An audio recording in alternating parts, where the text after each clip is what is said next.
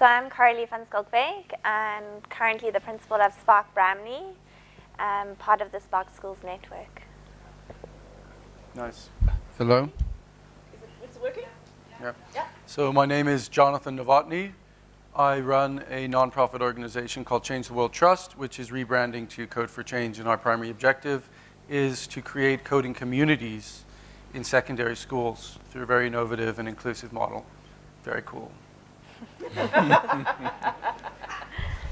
going to start off by saying, can technology entirely replace traditional education? So speakers, if you have about a minute to share what your thoughts just on that. So if you'd like to start.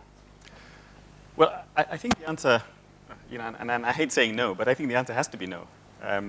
You can't entirely replace it, because I think with anything, even with something very good, there is a process of change that's required. And I think change management becomes one of the biggest issues when it comes to introducing even something that's very good.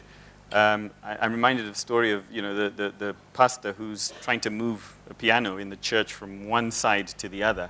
And of course, he does it in one drastic move. And there's an uproar.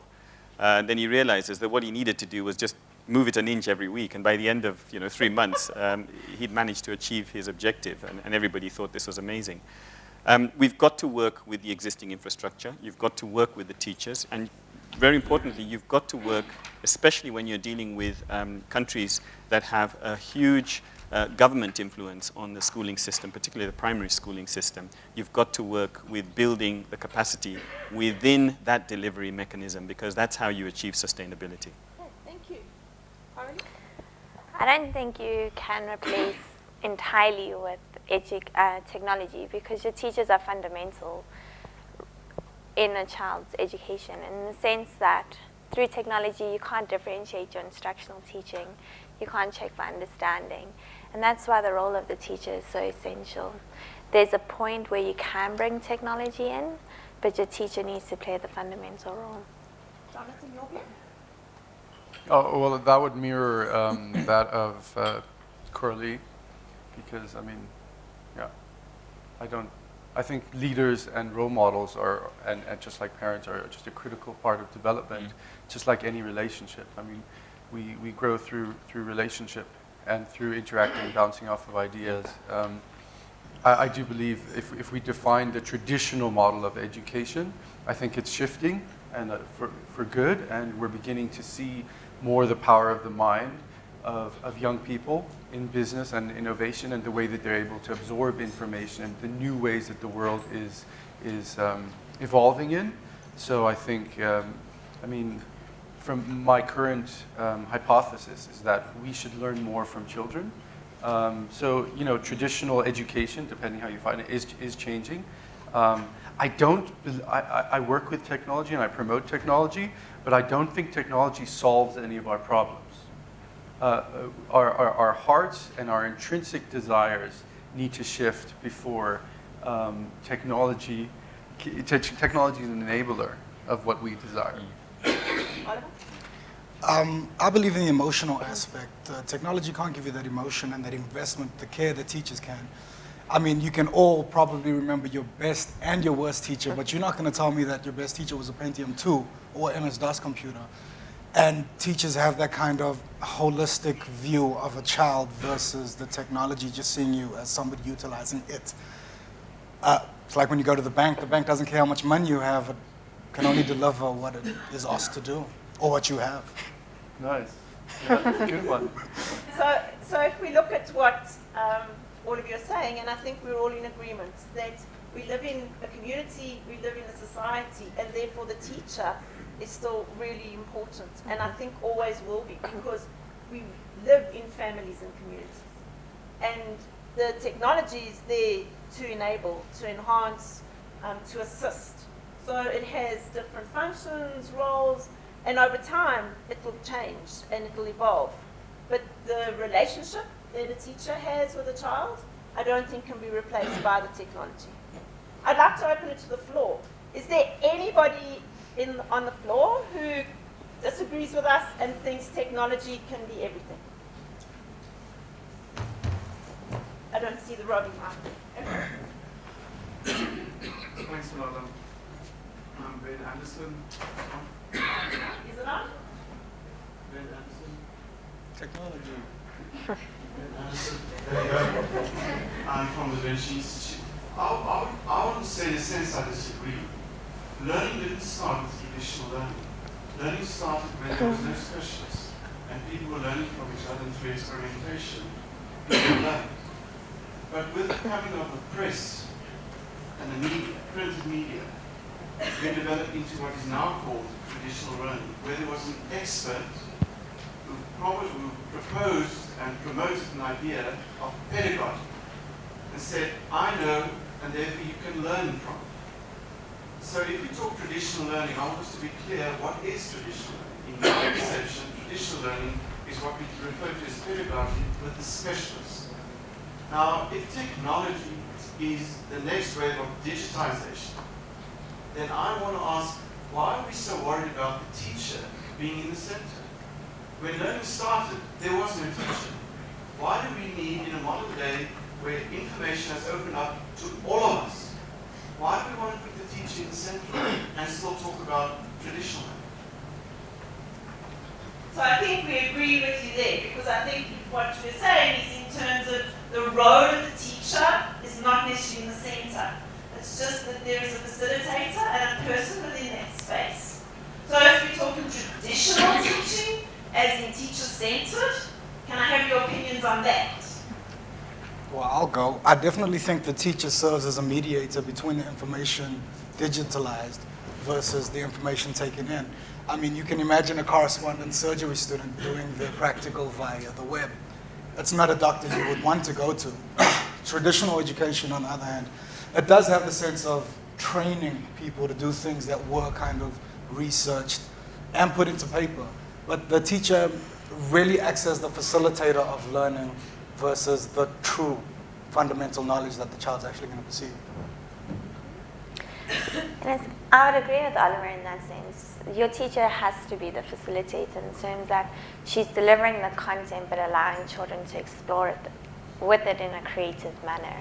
And in the sense that instead of the teacher standing, having traditional teaching as a teacher standing in front of a classroom and teaching merely the information with no student interaction, where we are more talking about being the facilitator, where your students are the pivotal role in how you deliver that content.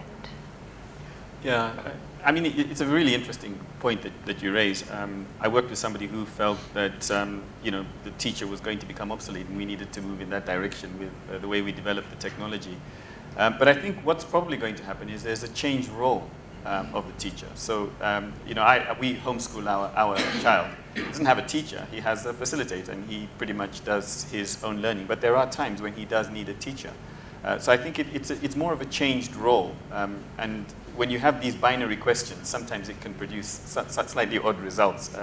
It's not binary, and I think both systems can work together, and they will evolve very naturally towards less of a teaching role in the traditional sense to more of a facilitation role.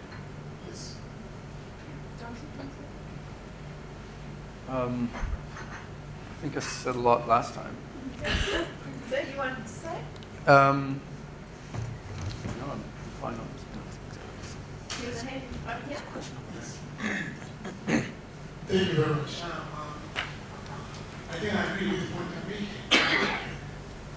What we need to begin to look at as countries is how are we enabling our learners to master content. Up to now, what has happened is that the knowledge of the learners has to a great extent dependent on how much the teacher knows. When the teacher becomes the one who feeds information, of course, using the textbook means. Now, we need to move towards a system where the book itself becomes the teacher. Because the book does not make mistakes. The book doesn't sleep at night and not prepare. We need to be doing that. Therefore, the teacher plays a role of being a facilitator of the learning experience, such that the teacher can bring into the classroom those issues which the learner cannot master by himself. The point you made earlier on is the point of values. C.S. Lewis made a point and said, education without values, as good as it is likely to produce criminals, clever levels. So he said, so we do need a teacher in a different role, as you put. Thank you very much. So I would say that the children need skills to analyze the information. So I'm not just saying that this book has the answer. So how are we teaching children to actually synthesize and analyze the information? How do they know what they are learning or looking at or reading is accurate and real?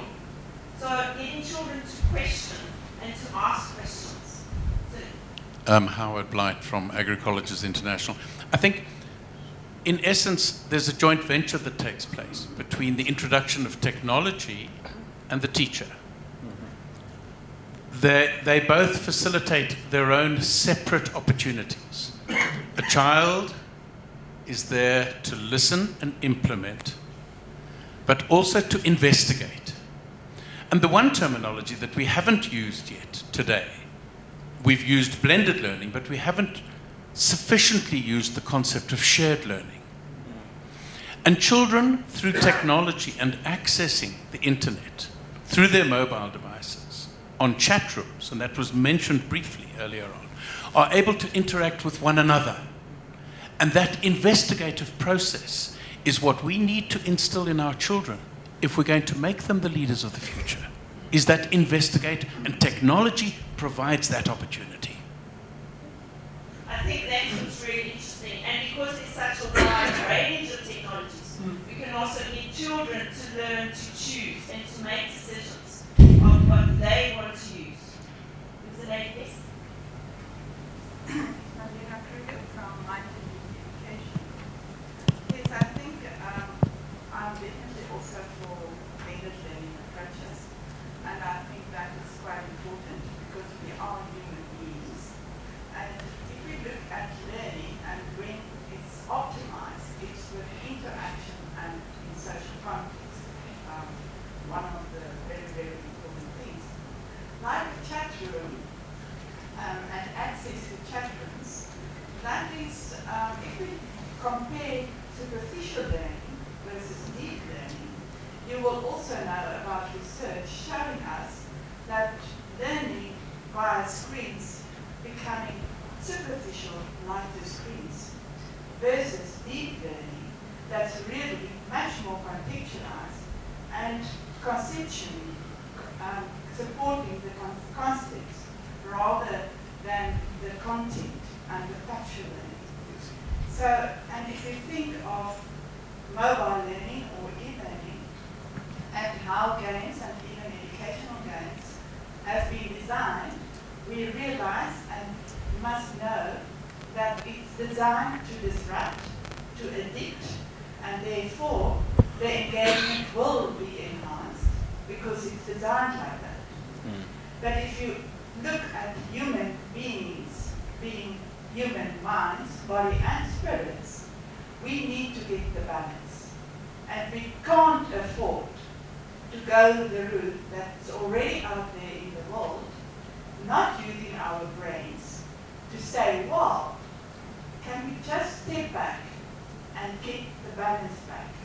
Because we are human beings, and the happiness and the survival and the thriving of our children and of ourselves will not be to be enslaved by technology, but be to the master of technology, and therefore get the techno-life balance back in our lives and in learning. So on that point, let's go to the next question and look at, so when you introduce this technology into the space? Who'd like to begin? Well, if I can just sort of make a comment, because I think that's a really important point that you just raised. I'm reading a book at the moment called The Brain, The Story of You, and it makes just that very point and demonstrates through various experiments that even learning how you see requires a proprioceptive engagement with the world. You've got to touch, you've got to experience, and without that, then you'll never develop the faculties fully that will enable you to engage properly with the world. So that is absolutely critical. And it is a collaboration. That's the way I see it. But it must be always in line with what's the objective. You know, the objective isn't, you know, technology for technology's sake. And so the question of when is, I think, less critical than the question of how. Because it is important. I know that you made the statement about, well, you know, I can't remember quite exactly how you put it, but something about, you know, technology achieves nothing, and it's really the human element. But I actually think technology can achieve a lot working with the human element, and it can enhance our capability to do things that we otherwise wouldn't be able to do. But it must be working to the service of what our objective as human beings is, rather than, you know, just the objective of, well, here's the technology, and so therefore let's you know, introduce it. It's keeping our minds focused. What is the objective? And let it work towards achieving that. And it's just got to be graduated in and done in such a way that it engages and involves the community. I just want to make one final point, and that is, you know, the idea, and it's really to respond to the question about how technology can help with the interaction, helping us to learn from children. I think that's always been there. If you go into a deep African rural community, you will find knowledge in a 12-year-old child that a botanist would kill to have. You know, they can tell you species of trees, you know, when they flower, what the challenges are. They have such immense knowledge, and they bring that into the classroom and have traditionally done that for years. So, you know, the technology can help to enhance it, but it's not really helping to achieve something that hasn't been done before. Jonathan, do you want to? Well, I can maybe speak from a slightly different perspective. We've often tried to look at how we can provide technology skills to youth and how that can empower their lives. We're not looking to bring technology necessarily into the classroom, but what we're doing is encouraging youth to co-create and to create their future through emergent skills that are relevant in the market. So for example, one of our goals is to, within 6 weeks, be able to provide a 15-year-old child in a secondary school with the skills to sell a website to a local business. So looking at practical outcomes immediately, doing sexy and cool stuff, not the real hard work that the majority of people should focus on. But it's just a different approach, and we want to play our part in the bigger picture to be a facilitator of creating real monetizable skills within adolescents and really have fun with them. I guess if I could give any message about technology or teaching to anyone, the most effective learning and experiences I've ever had were fun. Fun teachers, fun activities, shared learning, or some creative projects that overrode the theoretic component or hid the theoretic component, and that's what we are hoping to achieve in our ventures, and I think that's a great theme to look at. So from a Spark point of view, I agree. We look at the how and the why. So is it relevant and is it objective based? And in the sense of how is it going to enhance the instructional teaching that has taken place in the classroom, and what data can we use from that to then further drive the instructional teaching to differentiate that delivery within the classroom. And so it's essential that your educators know what technology you are using and the pivotal role it's going to play in that student's success. Boils down back to teacher investment. It's not about looking at technology and thinking, what can it do for me, but more about how can I best support my students. And that why will give you investment from the teacher perspective. It's the teacher that wants to go that extra step. So that's when technology should be introduced, when teachers feel that they've given so much and their kids need more. And it's not a case of, I want more for my classroom so that I can do less. Yeah. That's a really good point. Very good point. Then if we look at it from a rural point of view, so how can this technology be used within a rural context? Can it? Do you see it benefiting it? So what are your views? Oliver, do you want to go? Oh yeah. So the rural context, like I said, with Rising Academies, it's it's not so much for the student, don't get me wrong, but it does somehow end up on the student platform. But for teachers, it's tremendous. They get exposure to stuff that they never had exposure to, so they get to do research in platforms that they wouldn't have known other than via technology. So in a rural context, taking pictures in areas where you don't have signal, or just merely sharing a memory versus kind of having it embedded and trying to explain that to somebody else. It really records events and emotions versus hoping that it comes across in the exact same manner. So I can relate to that. We were doing workshops in Limpopo, and there were teachers up there who were teaching students who'd never seen the sea.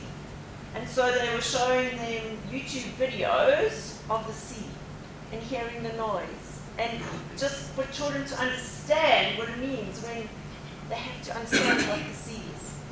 And there was one child that said, but what's the difference between the sea and a waterfall? Because they hadn't seen waterfalls either. And so showing them the difference and being able to develop their knowledge from that point of view was just incredible. So yes, enabling the teacher to get concepts across is really, really powerful. I think being able to have a solution that addresses the constraints, especially in terms of infrastructure and connectivity, is something that can be a great support for rural tuition. We sell a lot of tablets, individual tablets, to school teachers. And we were surprised to learn recently that a lot of the school teachers who are purchasing what is essentially primary school content on a tablet are secondary school teachers, because they don't have material, and even just the Wikipedia on these tablets helps them to prepare lessons, because they don't otherwise have the material that they would need in order to be able to do that. So as long as the technology is addressing the basic constraints that would enable the minimum delivery, then it's got a role to play. So we've now said to you, or given you various views. We say thank you to the people on the floor, and thank you for your time. Thanks, everyone. Thank you. Thank you very much.